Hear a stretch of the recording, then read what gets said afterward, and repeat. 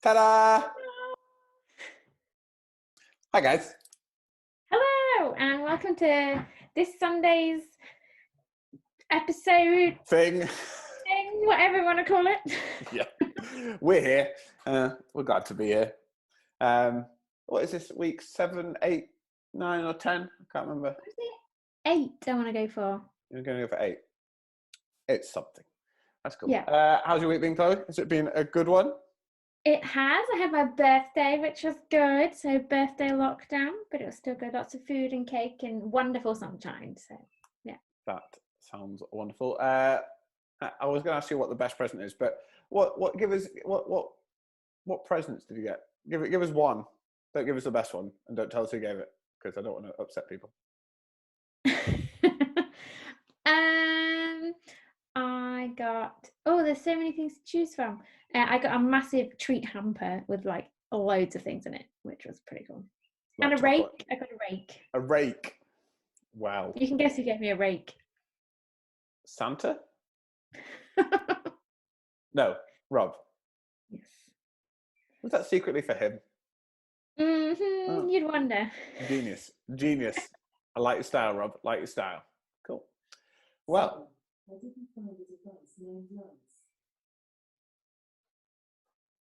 She's listening to me. Is that Alexa? Yeah. Brilliant.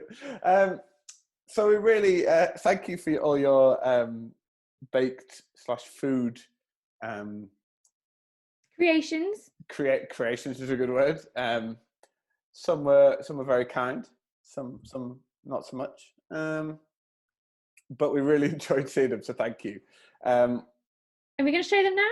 Why not? Pay particular attention to the aubergine. Yeah, here you go, guys.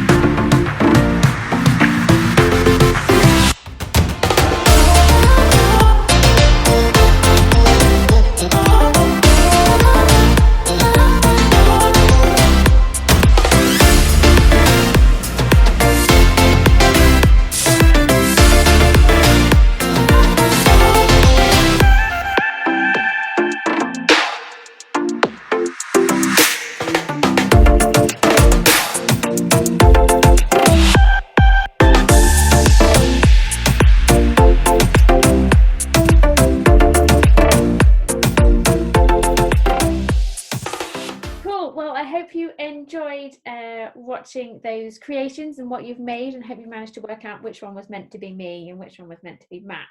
I'm not quite sure whether you can some, but hopefully we managed to that. So what we're going to do is we're going to tell you about this week's new challenge. For this challenge though, you will need to pause the video, go away and make it, because you will need it for the prayer activity at the end of the video. So what do we want them to do, Matt?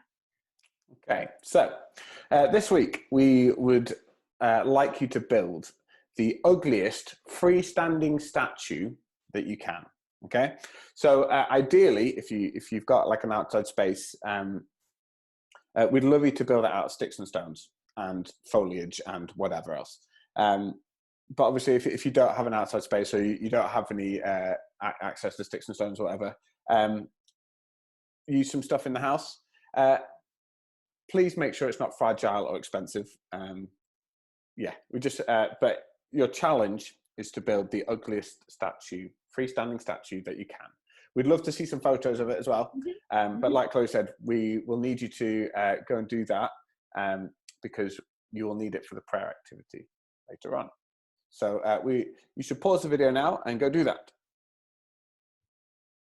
We are really looking forward to seeing what your ugly statues look like. Please do send us photos of them. Post them on the Facebook post, or text them to either me or Chloe, or email them. Our email addresses are on the website, I think. Yeah, but we'd love to see them. Remember, you need to keep them until the end of the video. and we will explain a bit more about what we're going to do with that. We're now going to kind of hear the story for this week. We're going to have some story time with Rob, which is great. We love story time with Rob, and he's going to be reading from the Storyteller Bible, which is a really nice kind of way of telling the story. If you want to read it in a bibli such as this, we're going to read from the story is in 1 Kings chapter 18, and we're going to read from 16 to 46, verse 16 to 46. So, like I say, Rob's going to read to us from the Storyteller Bible, but if you want to look at it in here, 1 Kings 18, verse 16 to 46. Go on, Chloe, you go. I was going to say, one thing that we want to introduce for this time, whilst you read through the story or listen to the story, is something called shockers and blockers. Okay, so one thing in the story that perhaps shocks you or surprises you, or maybe you've heard the story before, but you're like, oh, I didn't notice that before. That's a bit strange, or how does that work? And then perhaps a blocker, it's something that's gone, oh, I don't quite understand that, or how does that work? Or yeah, like raises a question in your head. Yeah, makes you go, really? So yeah, have a think about that, and then after the video, after the story, or after you read it in your Bibles, we've got some questions for you to go through, and that's an opportunity for you just to discuss those shockers and blockers. Brilliant. So here is story time with Rob. This story is called God Sends Fire. In the 3rd year of the drought, Elijah went to see King Ahab again. "Elijah, you troublemaker," Ahab roared. "See what you have done? The crops have died, the wells are dry, and it's all your fault." "No, your majesty," said Elijah. "The fault is yours, because you have not obeyed the Lord God." "The Lord God? Ha!" snapped Ahab. "I don't need to listen to what he says. I follow Baal." "All right then," answered Elijah. "Why don't we have a contest to prove once and for all who the true God really is?" And so they did, on top of a mountain overlooking the sea. Elijah, the prophet of the Lord, stood on one side, and 450 prophets of Baal stood on the other. And all the people of Israel gathered round the bottom to see what would happen. The prophets of Baal went first. They stacked up a pile of wood, and they killed a bull for a sacrifice and laid it on top. And then they prayed to their god Baal and asked him to set the whole thing on fire. "Oh, Baal," they prayed really hard. "Set the whole thing on fire." They really prayed for a long time, from breakfast until lunchtime. But there was no fire, not even a spark. Elijah couldn't resist having a bit of fun. "Perhaps Baal was sleeping," he joked. "Or daydreaming, or maybe he's on holiday. Or perhaps he's just a little hard of hearing." And so Baal's prophets shouted all the louder, "Oh, Baal! Set this thing on fire!" But it made no difference. And by the middle of the afternoon, they were absolutely exhausted. And that's when Elijah took his turn. He piled up 12 stones, one for each of the sons of Jacob, the tribes of Israel. He laid wood on top of that, and then a bull for his sacrifice. But finally, he poured water all over the whole thing, until the bull was drenched. The crowd was amazed. How was it ever going to catch fire?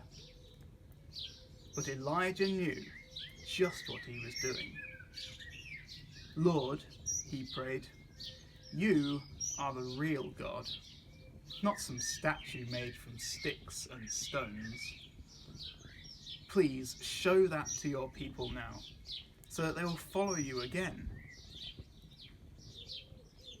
Now Elijah had barely opened his eyes when it happened, but God sent fire from heaven, and it burned up not only the bull and the wood, but the stones and the water as well. "The Lord is God," the people shouted, and they cheered for Elijah, and then they chased away the prophets of Baal and all ran for cover, because suddenly, after 3 years, it started to rain.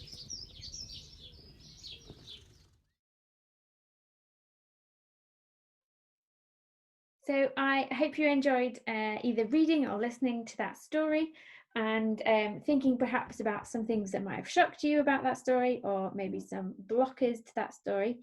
And so we're now going to have a time of sharing with your family, maybe talking about the story, what you thought was maybe a bit weird or strange or shocked you about that. But also we've got some other questions which we'll throw into the mix as well, to get you thinking a bit more about the story and what we might be thinking about after it.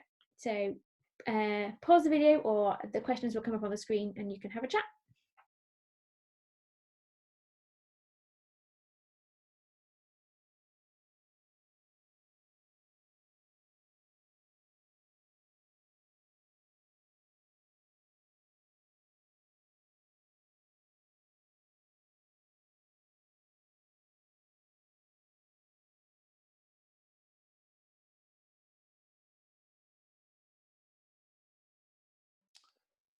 Have you ever bought something or got something that wasn't quite what you're expecting? It'd be really good to hear your stories on that, actually. But one from me, I was on holiday, somewhere nice and sunny, and we were at a nice little restaurant, kind of on a cliff top, looking out over a lovely beach and a little bay, and looking at the menu, loads of seafood, and there's some calamari in there, and I really like calamari. And for those of you that don't know, calamari is little kind of battered rings of squid. It's really tasty, really tasty. And so I ordered this calamari, and about 20 minutes later, our food came out, and it was not what I was expecting. It wasn't little battered rings of squid. It was basically a whole squid's arm. It was about this big, not battered, just squid. And I didn't like it. I think I managed to eat about a third of it. But yeah, I really wasn't expecting that. Interesting. Yeah, I wonder what some of your stories are about that. And kind of we asked you this question because it's kind of what King Ahab and the Israelites were. It's kind of what they experienced. They had really high expectations of this god Baal, and they'd kind of put all their hopes and stuff into that, and actually he was nothing like they were expecting. They expected him to be able to solve all their problems, to be able to right all the wrongs that have been going on and stuff, but actually he was just a statue of sticks and stones, and he was absolutely useless, really, in this story, as we've read. Yeah, and so for Elijah, his expectations of God were the same as what these guys worshipping Baal were, but Elijah actually knew that God would do it. His expectation was, I know that God is the one true God. I know he's not some statue made of sticks and stones, and I know that he can send fire and burn up this altar that I've soaked and soaked and soaked with water. And that is the difference here between what Elijah had in his expectations of God and what Ahab had with his expectations of God. And for Elijah, he had put God first in his life. He hadn't put some fake statue of sticks and stones and various things. Elijah knew that God was the one true God and would put him first. And by putting him first and knowing that God was the important thing, God was then able to say, yes, Elijah, I will show that I am the one true God and I will do this for you.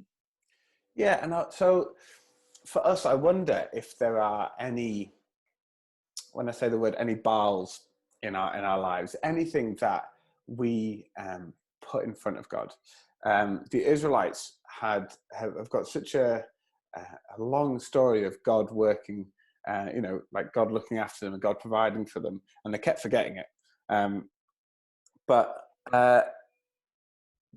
time and time again, they put things in the way of their relationship with God, or there were things that got in the way of their relationship with God. And for this kind of purpose, we're gonna call them Baals for in our lives. So, what kind of things do we have in our lives that get in the way of our relationship with God? What kind of things, so maybe for some of you, it is worry or anxiety. Maybe it is stress. Maybe it is anger. Maybe it is guilt or feeling ashamed. Maybe it's just a feeling of go on. Worrying about what other people think about us, constantly worrying about other people's opinions and what they think of us and what we look like. Yeah. Maybe we're maybe there's kind of stuff that we do in our lives that actually gets in the way of our relationship with God. And so what we really want to kind of encourage you to do today is to spend a bit of time like thinking what is in the way of my relationship with God. What is stopping me? What is it that if I could get rid of this, that actually I would be able to kind of maybe focus on God a bit more, or my relationship with God would be, I would feel closer to him. And then let's kind of look at worry, because I think actually in over the past however many months, I think worry has been quite common among people. Like there's each of us kind of worry about different things, and worry itself isn't bad. It's kind of healthy and good to worry sometimes. And when we give our worries to God, he helps us deal with them, and that he'll help us all in different ways, but he will help us deal with them. If we try and look elsewhere for something to help sort our worries, the chances are it probably won't be as good as we were maybe hoping or expecting. Just like with the King Ahab and the Israelites, Baal wasn't anywhere near what they were expecting. If we try and deal with some of these things without God, it's not going to go how we're expecting, I don't think. And so as we kind of come towards our prayer time, really want to encourage you to think about what it is, just in preparation for our prayer activity, what it is that is almost in the way of your relationship with God. Does that make sense? And like we said, things like worry and some of these things that we either spend our time thinking about are not bad on their own, but it's when they either start to consume everything and actually dominate our thoughts, then they do start getting in the way of our relationship with God and start becoming the main important thing rather than God being the important thing. And there's a few passages in Matthew which we feel are helpful for trying to deal particularly with worry, but not necessarily worry in itself. There are other things that this could help with, because sometimes when our minds spiral and we're constantly worried about worry or conscious about what people think about us, or anxiety, they can become like a burden upon us. They can become a heavy weight on our shoulders, and we become so conscious and I can say fixated, that's quite a big word, but they can kind of dominate our thoughts so much that we can't really see God, and they become really heavy and become tired and down about it. And so in Matthew chapter 11, God says that his yoke is easy to bear and his burden is light. Now, a yoke is something that, this is old Bible school times, that an oxen, which is like a cow, would put around their neck in order to then be able to pull the Plow. The plow, which again, you probably don't know what one of those is either if you're younger. Google it. It's a thing that would plow the field. The plow will plow the ground. You have no idea. Google it. That's if you can't know what that is. And often they were very heavy on the cattle that were pulling them. Here, what Jesus is saying is that if you give your worries and your burdens and things to him, so you take them off and give them to Jesus and put his on, it's lighter and he will look after you and help you with those. So if you want to look that up, that's Matthew chapter 11, verse 28 to 30. And the Message has quite a good translation. And I think it's really true, isn't it? When we think about what we're carrying, this idea of a yoke being across our shoulders, for some of us, it can be really it can weigh us down. It can, like you said, Corey, just be in our minds the whole time. And God is asking us to take that off. He's saying, you don't need to carry around these heavy things anymore. Like, put on my, put your yoke, my yoke on your shoulders. It is light. I think we really want to encourage you to know that. We really want to encourage you to take that into your heart and be like, okay, God wants me to put these things down. I don't need to carry them anymore. And so, we're going to move towards our prayer activity, and we hope that your statues are still standing. But Chloe, what are we going to ask them to do? Okay, so hopefully your statues are still standing if you built them strong enough. If not, you might need to quickly rebuild it in order to be able to do the activity. But what we would like you to do now is that, like these statues are made of sticks and stones or whatever you've got around your house, is we want to start taking those away. So we're talking about what is getting in the way of us in our relationship with God. What are the sticks and stones that we've built up in the way of us and God? And what we want you to do is, as you've been thinking about them, have one or two in your mind that you've got, and maybe go to your statue and to start taking those away. And as you take them away in your head, as you take one away or whatever, pray to God and say, God, help me take away worry from my life and take it out. If you're outside, you can maybe and carefully, safely throw it out if you want to. And do it that way. Yeah, and if there is something that is really, maybe you feel like you need to do a bit more of I don't know what the right word is, like a decisive kind of action or whatever, and you feel like you need to maybe kind of put down a marker in a stronger way, as long as it's safe, tear it down. Like if worry is completely ruling your life, if stress is completely ruling your life, if anger is completely ruling your life and you just want rid of it, tear down your statue and say, God, I'm giving all these things to you. Break down these things in my life. I don't need them anymore.